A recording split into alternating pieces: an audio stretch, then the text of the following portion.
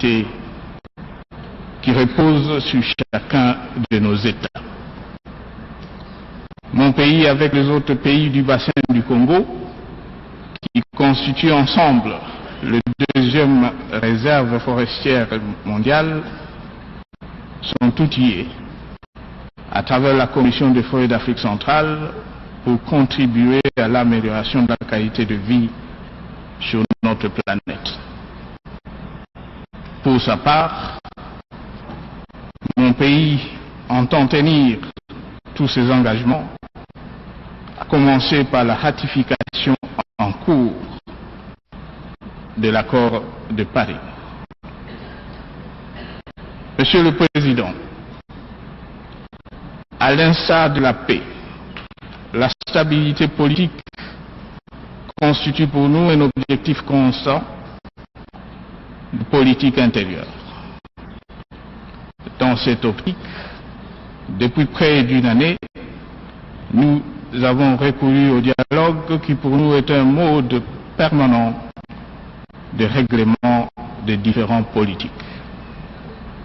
Que l'Union africaine et nos organisations régionales auxquelles je rends hommage trouvent ici l'expression de notre reconnaissance pour leur accompagnement dans ce processus. Je salue également les efforts de toute la classe politique de mon pays, qui, dans la recherche d'un consensus global sur le processus électoral, ont débouché sur l'accord du 31 décembre 2016, ayant pour objectif ultime l'organisation des élections. L'exigence par toutes les parties prenantes d'un nouveau fichier électoral a donné lieu depuis plus d'une année à l'enrôlement des électeurs, dont la dernière phase vient de commencer dans les 2 dernières provinces au centre du pays. Il y a lieu de se féliciter, Monsieur le Président, du fait que plus de 42 millions d'électeurs sur 45 millions projetés ont d'ores et déjà été enrôlés. Aussi, la série d'évaluation du processus électoral entamée depuis une dizaine de jours par le Conseil national de suivi, conjointement avec le gouvernement et la commission électorale, devrait permettre la publication prochaine par celle-ci, qui en est la seule institution compétente du calendrier électoral. En dépit de ces avancées, le défi en vue de l'organisation des élections dans mon pays demeure énorme, tant au plan logistique, financier, sécuritaire et normatif. Nous y faisons donc face avec humilité, mais aussi avec une indéniable ténacité.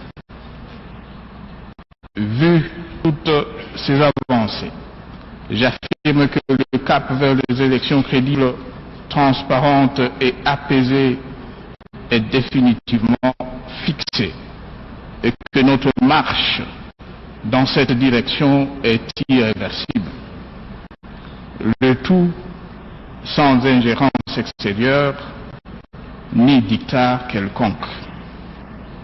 Aux vrais amis de mon pays, je demande de soutenir sincèrement le processus électoral en cours.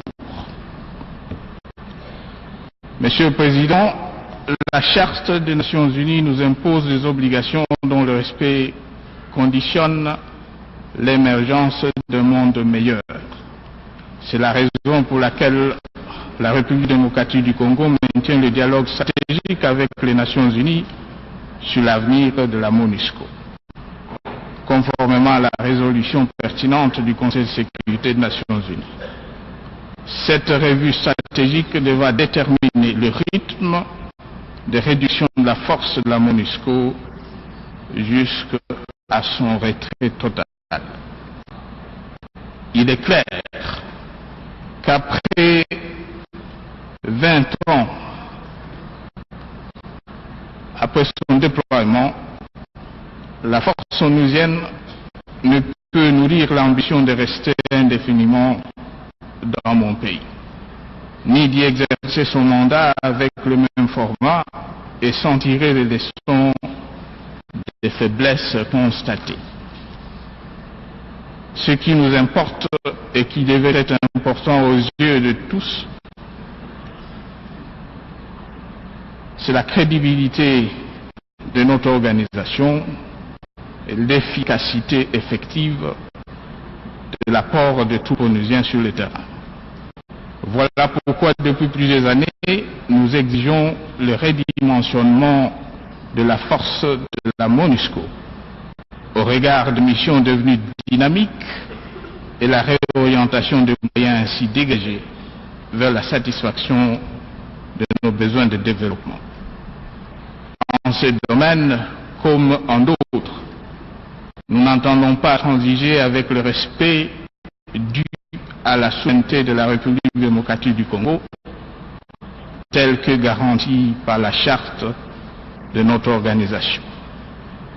Monsieur le Président, pour terminer, je voudrais croire que tous ceux qui placent leurs espoirs dans les Nations Unies, et mon pays en fait partie, auront à cœur de s'investir pleinement dans la mise en œuvre des objectifs de développement durable, ainsi que dans la réforme tant attendue de notre organisation. Je souhaite plein succès à nos travaux et vous remercie pour votre attention.